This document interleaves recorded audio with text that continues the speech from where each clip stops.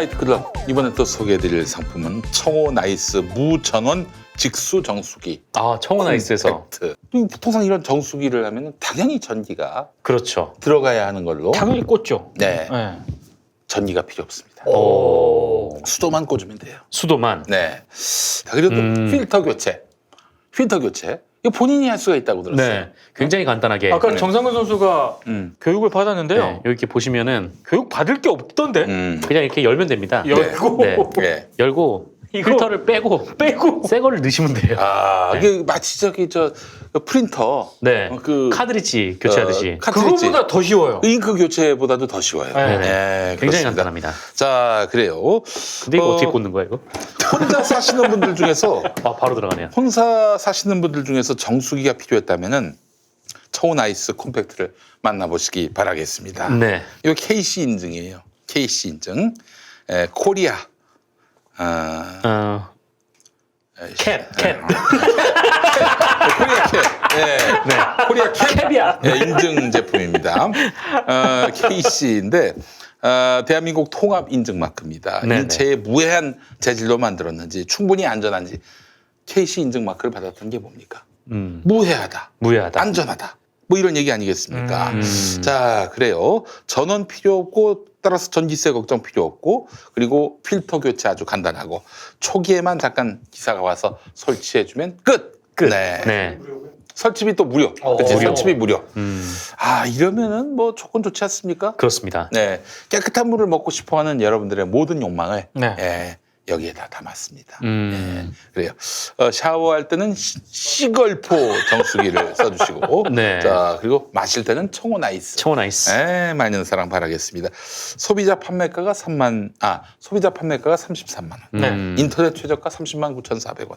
김용민닷컴 24만 9천 원. 24만 9천 원. 아, 원가에 진짜 한 10만 원 정도 거의 갔다네. 10만 원을 10만 원 싸게 가깝게. 살 수 한 있는. 9만 원 정도. 설치비 전국 무료. 1년 동안 사용할 수 있는 필터 포함. 그러니까 필터를 1년에 한 번씩 교환해 주시면 돼요. 네. 예, 그러면 됩니다. 청호 나이스 무전원 직수정수기 콤팩트. 혼자 사시는 분들한테 딱이네요. 예, 아, 이거 그래요. 정말 간편해서 네. 그 잘 집이 좁은 같은 경우는 잘 이 좋을 것 진짜 같아요. 그 노인분들, 어르신들하고 음. 1인 가구한테 진짜 좋은 것 같습니다. 네. 요즘에 뭐 붉은 수돗물 별의별 그 물 걱정 많지 아, 않습니까? 걱정이 많죠. 네. 미세 플라스틱, 중금속, 바이러스, 오염물질 등 32가지의 불순물을 걸러주는 KC 인증 제품. 청호 나이스의 무전원 직수 정수기 컴팩트. 김용민닷컴에서 압도적 최저가에 만나보시기 바라겠습니다. 자, 우리 정상근 기자님. 네, 뭐 시간이 없으니까 뭐 짧게 일단 뭐 하나만 먼저 하고 시간이 남으면 다른 것도 하겠습니다. 이 방송통신위원장의 한상혁 변호사가 내정이 됐습니다. 네. 일단 이분의 이력을 좀 말씀드리면 그 1961년생이고요. 고려대 법대 그리고 중앙대 언론학 석사를 하셨어요. 네, 언론 네. 쪽에도 전문가이신 거죠. 음. 그리고 이제 노태우 대통령 시절에 그러니까 1992년에 이 관건 개입 선거를 양심 선언한 분이 계십니다. 이게 한준수 전 연기 군수인데 네네. 네, 그분의 아들이에요. 아, 그래요? 네. 오. 당시에 보험회사에 다니고 있었는데 네. 이때 아버지 재판을 보면서 음. 이 사시 준비를 시작해서 사법고시에 합격을 했습니다. 아, 그렇구나. 네. 예. 이 노무현 정부 시절에 그 방송위원회 그리고 그 정보통신부 통합과 IPTV 도입 정책을 논했던 이 방송통신융합추진위원회 전문위원으로 활동을 한 바 있고요. 또 이명박 정부 시절에는 그 야권 추천, 그러니까 더불어민주당 추천의 방송문화진흥회 이사를 거쳤고요. 그러니까 언론계에서 오래 일하셨어요. 이게 법조인이긴 하지만. 네. 네. 그리고 이제 현재 법무법인 정세의 대표 변호사로 활동을 네. 하고 있고 예. 그러면서 이제 미디어 업계 소송에 많이 참여를 했습니다. 네. 제 한때- 관련 소송도 있었고. 아, 그래요? 왜냐면 오. 지금은 아니지만 미디어오늘 그 변호사였습니다. 네. 미디어오늘 그래서 소송 아마, 업무를 네, 담당했던 그때 변호사였습니다. 네. 미디어오늘이 뭐 KBS, MBC로부터 고소고발을 엄청나게 많이 당했는데 네. 그때 이제 한상혁 변호사가 활동을 하셨었고 그렇죠. 네. 그리고 2005년에 그 엑스파일 사건 당시에 이상호 기자에 대한 법률 대리인도 네, 하셨었고요. 네. 네. 어쨌든 뭐 이분이 뭐 그렇게 뭐 이렇게 인생을 막 살아왔다거나 뭐 강자편에 섰다거나 이런 분은 아니고 그렇죠. 이런 분은 절대 네. 아니고 예. 근데 문제는 이제 이분의 이력은 이력이고 그렇다면 이제 그 관심사는 이분이 제대로 일을 할 수가 있을까 뭐 이 부분에 좀 초점이 맞춰져야 될 텐데 일단 가장 당면한 과제가 올해 하반기부터 아마 종편의 평가가 그렇습니다. 시작이 될 수가 있고요. 네. 그다음에 이제 지상파 중간 광고 요거 맞아요. 굉장히 좀 첨예하게 지금 대립하고 있는 그 주제고 네. 그리고 유튜브 가짜 뉴스 네. 한 요 정도가 좀 가장 큰 쟁점으로 좀 꼽히고 아마 청문회 때 이 부분에 대해서 뭐 본인이 이제 개인이 과거에 어떤 일이 있었는지 뭘 제외하면 네. 이 정책적으로는 이 세 가지가 좀 얘기가 많이 나오지 않을까. 좀 지금 그렇게 녹화하고 보여지는데 있는 시점으로 따지면은 유튜브 가짜 뉴스 뭐 이런 거에 상당히 의지를 보이긴 하더라고요. 네, 그런 의지를 보였습니다. 그러니까 녹화는 오늘 12일 오전에 이 과천에 이제 방통위 출근하는 길에 기자들하고 만나서 가짜 뉴스 규제 의사를 얘기를 했어요. 네. 그러니까 뭐 법률가로서 표현의 자유 중요성은 아는데 지금 문제가 되고 있는 가짜 뉴스는 표현의 자유 밖에 있는 영역이다. 아이 그는 말할 것도 없는 거죠. 네. 오늘 같은 경우도 조국 청와대 민정수석과 관련해서 조국이 사법시험을 치렀다가 떨어졌다. 공부를 못해서 그런 사람이 법무부 장관이 되다니. 이 시절에 족 같은 이건 아니, 거의 뭐 가짜 뉴스를 떠나서 사실 공부를 떨어지면 안 못해서 됩니까? 떨어졌다고? 글쎄 그 어린애가 하는 이야기 정도로 넘어가는 수준이에요. 이 정도가. 네. 이 정도가. 그런데 실상은 네. 조국 교수가 사법고시 응시한 적이 없습니다. 단 한 그쵸. 번도 응시한 적이 없었고 사법고시 통과하지 않은 사람이 법무부 장관이 된 적이 있습니다. 지금의 박상기 법무부 장관이 장관. 바로 그래요. 네. 네. 법학자로서 법무부 장관 되는 게 뭐 큰 문제입니까? 법학자가 되기도 얼마나 힘든데. 그 법학자로서 또 조국 수석의 논문이 가장 많이 인용된 걸로 네. 나타났어요. 존경받는 법학자입니다. 실력 있는 법학자고요. 언제부터 언제부터 맞죠. 법무부 장관 후보 자격에 40패스가 들어갔습니까? 예, 그러니까 그 40패스 한 사람만 자격이 된다? 씨발 그러면 김기춘 법무부 장관은 뭐야? 사법고시 통과했더니 어떻게 김기춘이 되니까 그때 우리 모두가 그 법정위가 바로 서고 공평무쌍했던 시대였습니까? 무슨 그런 족 같은 소리가 다 있어요. 말도 안 되는 소리지. 어쨌든 이 가짜 뉴스가 요새 좀 굉장히 심각한데 그 뭐 얼마 전에 또 어느 유튜브에서 문재인 대통령이 제주도 휴가 일정을 공개하지 않은 건 문다희 씨랑 같이 갔기 때문이다 뭐 이런 그러니까 이게 지금 말도 안 되는 이거 얘기하고. 방치하면 안 돼요. 네. 방치하면 안 되고. 그러니까 지금 얘네들이 가짜 뉴스를 얘기하는데 너무 확신에 차서 그렇게 얘기하고 있단 말이죠.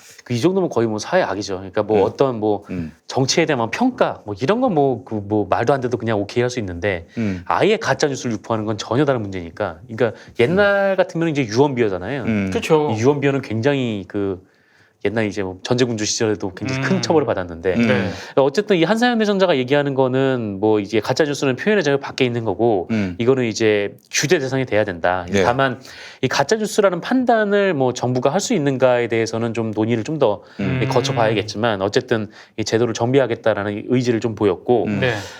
그리고 이제 그 종편 관련해서는 뭐 일단 이제 제어가 국면이 돌입하고 이제 아마 TV조선이 내년 3월쯤 그쯤이 아마 이 제어가 결정이 나는 내년 3월이에요? 때일 거예요. 아마 2017년을 받고 3년 계획이었으니까. 네.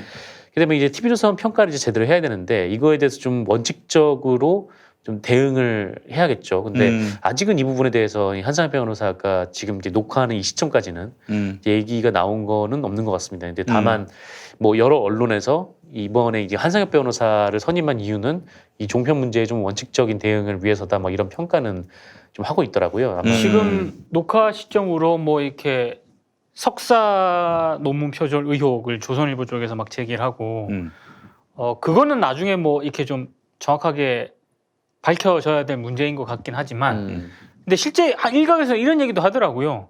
그 석사 논문 이것까지 물론 이제 원칙적으로는 그걸 검증을 해야 되지만 그렇게까지 좀 들어가는 거는 좀 너무하지 않냐 이런 얘기도 있긴 한데 어찌됐든 저는 그거는 나중에 검증을 해봐야 될 문제인 것 같고 그거는 분명한 것 같아요. 지금 그 보수신문이나 종편을 소유한 이런 언론사 쪽에서는 힘을 빼놔야겠다. 어떻게든 이 기스를 좀 내야겠다. 그래서 종편 제어가라든가 이런 쪽에 사실 이 종편을 가지고 있는 신문사들은 뭐 조국 교수도 조국 교수인데 이 한상혁 위원장한테 그렇죠. 더 신경이 가 있어요. 더 신경이 가 있죠. 왜냐하면 재승인 기관이기 때문에. 그 박문진 이사도 했고 언론 관련 소송도 굉장히 많이 했고 네. 단순히 뭐 방송 이런 쪽만 한 게 아니라 통신 이런 쪽도 좀 했거든요. 케이블이라든가 이런 쪽. 네. 그래서 막 그렇게 전문가적인 뭐 그런 건 아니지만 적어도 분위기라든가 판도라는 건 아는 분이거든요. 네, 네. 그러니까 어떻게든 좀 빗을 내려고 할 거예요. 이거를 어느 정도 적절하게 대처를 하고 돌파를 할지 저는 일단 그게 이제 청문회 때 한번 봐야 될 문제인 것 같고 네. 제가 관심 있게 보는 거는 최소한 제어가 그걸 할 때 정말로 좀 원칙적으로 좀 대응을 했으면 좋겠다. 네. 그게 제 바람입니다. 아마 좀 편파적이다라는 걸로 자유한국당이 기스를 낼 가능성이 가장 높지 않을까. 일단 뭐 별다른 낙마 사유가 없다면. 네. 그래서 이제 뭐 재승인 결과가 나중에 나오면은 이거를 뭐 고리 삼아가지고 네. 네, 할 가능성도 좀 있을 것 같고. 알겠습니다. 그렇습니다. 예, 예. 자, 다음 소식은. 네, 오늘 뭐 그 오피니언 하나 소개를 해드리려고 가져왔는데. 네, 네. 그러니까 요새 뭐 조선일보나 중앙에 보면은 뭐 여전하잖아요. 뭐 여전히 뭐 문재인 정부를 뭐 비판하기 위해서 그냥 뭐 여전한 게 아니라 증상이 더 심해지는 것 같습니다. 아 그래요? 그래도 뭐 한쪽에서는 그래도 좀 뭐 그럴싸한 기사도 내고 하더라고요. 네. 네. 근데 어쨌든 뭐 좀 이런 상황인데 이게 뭐 그 지난 금요일만 해도 이 조선일보 박정훈 논설실장이 이런 글을 썼어요. 그러니까 일본과의 경제 전쟁은 뭐 해선 안 될 싸움이었다. 이 감정적 반일에 불타는 편협한 정권이 이 대한민국을 외통수로 밀어넣었다. 뭐 이런 내용인데 뭐 이런 칼럼들이나 뭐 주장을 보면 뭐 근거도 없고 뭐 뭐가 문제인지도 모르겠고 그냥 뭐 일본이랑 싸우면 우리 죽어 뭐 이런 좀 애들 같은 논리 정도인데 그건 뭐 이제 자유한국당도 마찬가지죠. 네. 뭐 몇 번 말씀드리고 다 아는 얘기긴 한데 뭐 그 나경원 원내대표는 뭐 문재인 대통령이 뭐 쇄국 정책을 편다 뭐 그런 식의 얘기도 하고 어쨌든 뭐 이런 상황인데 어쨌든 이런 거 보면서 좀 많은 분들이 좀 언론이나 뭐 자유한국당에 대한 비판을 하고 계시는 것 같아요. 그래서 여기에는 대체로 이제 두 가지 측면이 있는 것 같은데 일단 첫 번째는 이 사람들이 그러니까 이 인간들이 지금 문재인 정권을 깎아내릴 수가 있다면 뭐 친일이고 뭐고 개의치 않는구나 이렇게 생각하는 측면이 하나 있는 거고 이 두 번째는 얘들은 원래 뼛속부터 친일이었지 이렇게 생각하는 두 가지 측면이 있는 네. 것 같은데 여기에 더해서 이 사람들이 얘네들이 왜 이러는지에 대해서 좀 하나를 더 추가해서 분석한 글이 있어서 그거를 소개를 해드리려고 하는 건데 네, 네. 예. 이 최영길 한국외대 교수의 주장이에요. 뭐 언론 전문가시고 네. 이 민원련에 기고를 하신 글에 나와 있는 내용인데 예. 그러니까 이분 얘기는 이렇습니다. 그러니까 이 조선일보, 중앙일보, 자유한국당이 이 친일 비판을 무릅쓰고 저러는 이유를 제대로 한번 봐야 된다. 그 친일이란 비판을 받을 걸 알면서도 왜 저럴까? 네. 그거 좀 봐야 된다. 이게 뭐 정치적 자충수인데 뭐 왜 저럴까라는 거죠. 그러니까 뭐 사람들이 얘네들은 원래 뼛속까지 친일이니까 뭐 이렇게 볼 수도 있겠지만 어쨌든 저들은 뭔가의 정치적 노림수가 있을 것이다. 라고 이제 얘기를 하면서 쭉 풀어 나가시는데 그게 뭐냐면 이 최영길 교수가 그 정치적 노림수를 이 보수 대통합으로 보고 있다. 그러니까 그 근거로 이제 6월 18일자 이 조선일보 김대중 칼럼을 예를 드셨는데 이게 2020 총선은 시작됐다라는 칼럼이에요. 네. 여기서 이제 김대중이 이렇게 얘기를 하는데 뭐 자유한국당의 반전의 길은 있다. 뭐 친박 신당을 계기로 뭐 친박, 반박, 비박할 것 없이 현직 거의 전원이 사퇴를 하고 이 신인 200여 명으로 총선에 임한다면 이 선거 혁명으로 이어질 수 있다. 이런 얘기를 한다는 거죠. 네. 근데 물론 이게 그 의원직을 다 잃거나 공천권을 포기해야 된다 뭐 이건데 이거는 뭐 김대중이 아니라 이승만이 해도 못하는 일, 그렇죠. 네, 못하는 일이긴 하는데 어쨌든 이 교수님의 최영길 교수님이 여기서 집중해야 되는 부분은 친박, 반박, 비박 할 것 없이 나는 이 글에 있다라는 거죠. 그러니까 이 보수라고 일컫는 진영의 대통합이 이 사람들이 이제 목표라는 건데. 예. 그런데 그동안에는 이게 잘 안 먹혔다. 네. 왜냐면은 이 최영기 교수가 분석하기에는 이 촛불혁명 이후에 이 대한민국의 이념적 지향이 이 평화 쪽으로 이제 급격하게 이동해 갔기 때문에 그렇지. 예. 이 문재인 대통령에 대한 지지율이 뭐 40%대로 낮아지더라도 이 북한과 이제 평화 분위기가 조성이 되면 또 이제 50%를 넘어드는 그러니까 그런 시대에 이 보수 대통합에 어떤 계기가 없다라는 거예요. 그러니까 북한이라는 공통의 적을 후드려 패야 되는데 국민들이 거기에 움직이지 않으니까 이 보수 대통합의 길이 잘 안 보인다라는 거죠. 그러니까 어차피 뭐 반공 해봐야 뭐 지지도 못 받는데 뭐 이걸로 보수 대통합이 되겠느냐라는 건데 뭐 실제로 조선일보가 올해 4월 20일자에 뭐 자유한국당이 그때 뭐 장애투쟁한다고 뭐 대대적으로 광화문에서 했었죠. 집회를 한 적이 있는데 네. 그때 이제 이른바 이제 태극기 하여튼 극우 세력들이 붙었죠. 네. 그때 이제 조선일보에서 뭐 같이 이제 한 묶음으로 이제 해가지고 막 기사도 딱 썼는데 네. 이 그것도 잘 안 된다라는 거예요. 근데 이제 때마침 이제 일본의 수출 규제가 왔다라는 네. 거죠. 그러니까 그러자 이제 자유한국당 그리고 보수 언론들이 이 보수대 통합의 새로운 이념적 수단으로 이 위기 상황을 이제 이용하기 시작했다라는 겁니다. 그래서 우리가 보기에는 아니 아무리 위기를 극복하려고 해도 보수대 통합하려고 해도 그걸 친일로 해? 라는 생각이 친일로 대동단결하려고 하고 있어요. 드는데 사실 최영인 교수의 얘기는 이 친일이라는 비판을 받으면서도 계속 이거를 하는 이유는 이 문재인 정부의 외교 실패, 무능 이거를 돋보이려고 하고 있다라는 거죠. 네. 여기에 또 이제 과거 이제 한일 협정을 취한하면서 이 경제를 발전시킨 이른바 이제 유능한 박정희 네. 이거를 이제 취한을 시킴으로써 좀 이제 뭐랄까 이제 박정희는 뭐 친일 논란을 무릅쓰고 경제를 이만큼 발전시켜 놨는데 네. 저 문재인 정부 뭐 저쪽은 그냥 뭐 자기 자존심 때문에 무능한 정권이 그냥 싸우기만 하고 아무런 대책도 없다. 뭐 이런 식의 얘기를 한다라는 거예요. 근데 이 얘기를 보고 이 조선일보나 뭐 이런 중앙일보의 칼럼들을 쭉 보고 보니까 대체로 얼추 그런 논조하에서 진행이 되고 있는 것 같다는 생각이 들어요. 그러니까, 그러니까 저는 네. 그 아베에 대해서 보수건 우리 사회건 과대 포장을 하고 있다. 지금 아베 총리가 제가 봤을 때 그렇게 똑똑한 사람 같지가 않거든요.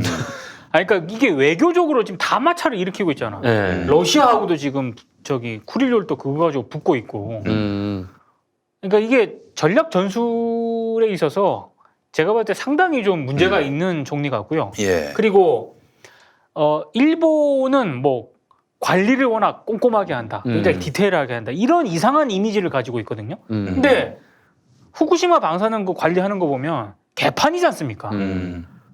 그런 어떤 일종의 우리가 일본에 대해서 가지고 있는 굉장히 뭐 꼼꼼하고 디테일하고 관리 잘하고 이거와는 일본이나 아베가 너무 달라요. 우리가 지금 제대로 알 필요가 있는 것 같아. 이거는 정말 뭐 조선일보, 중앙일보 그리고 자유한국당도 생각하지 못했던 것 같아요. 그러니까 이 아베가 이 세 가지 물품에 대해서 경제 뭐 수출 제재를 걸었는데 네. 이때 난리가 났었잖아요. 그렇죠. 저쪽에서는 엄청난 준비를 하고 들어왔다라는 건데 사실 지금 이제 돌이켜서 생각해 보면은 아무런 준비 없이 그냥 네. 막무가내로 했다는 게 지금 드러나고 있는 상황이니까. 10월 달에 아베 그 일본 경제 위험해진다는 얘기 전문가들이 계속 하지 않습니까?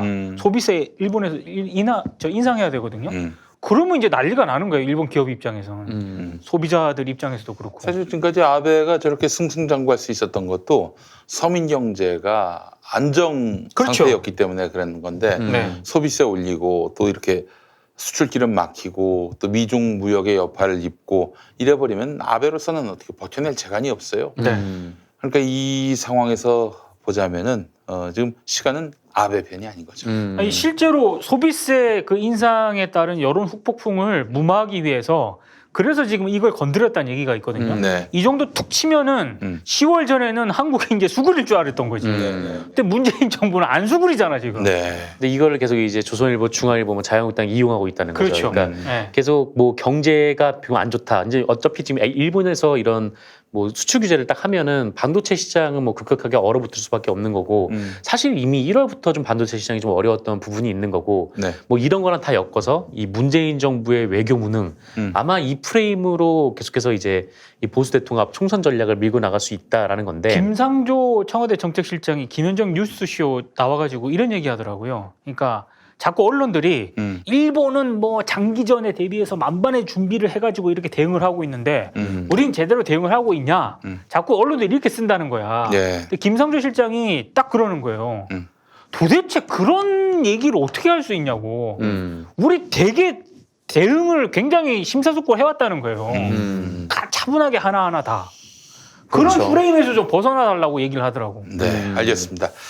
하여간 참 친일로 대동단결할 수밖에 없는 보수의 현실이 너무 참 그러니까 안타까워. 비루하네요. 네. 네, 최영 교수가 이렇게 얘기를 하지만 결론적으로는 잘 안 될 것 안 같다는 될 거죠. 그런 이제 얘기죠. 이제 제가 다시 한번 얘기하지만은 자기 편끼리만 정보를 유통하고 또 취향을 공유했다가는 바로 개토화됩니다. 그렇죠. 자기들끼리 고립이 되는 거야. 예. 이렇게 되면은 딴 데하고 호환이 안 됩니다. 자기하고 반대되면은 뭐가 묻었다느니 이런 개소리나 하게 돼 있어요. 예. 우리는 그렇게 되지 맙시다. 예. 우리는 안팎에서 이런저런 이성적인 이야기들에 대해서 뭐 싫어할 수도 있고 마음에 안 들 수도 있고 또 지나친 그런 뭐 어떤 현학적 논리고 비웃어도 될 논리일 수도 있겠지만은 무슨 얘기를 하더라도 그것이 좀 유통이 돼야 맞아요. 우리가 네. 이제 반지성의 늪에 빠지지 않는 거예요. 예.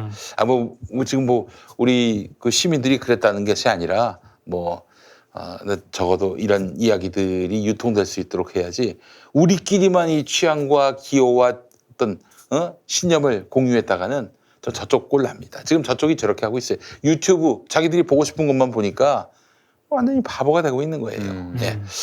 네, 관훈 라이트 클럽 오늘 순서를 마무리하겠습니다. 두 분 수고하셨습니다. 고맙습니다. 고맙습니다. 고맙습니다. 길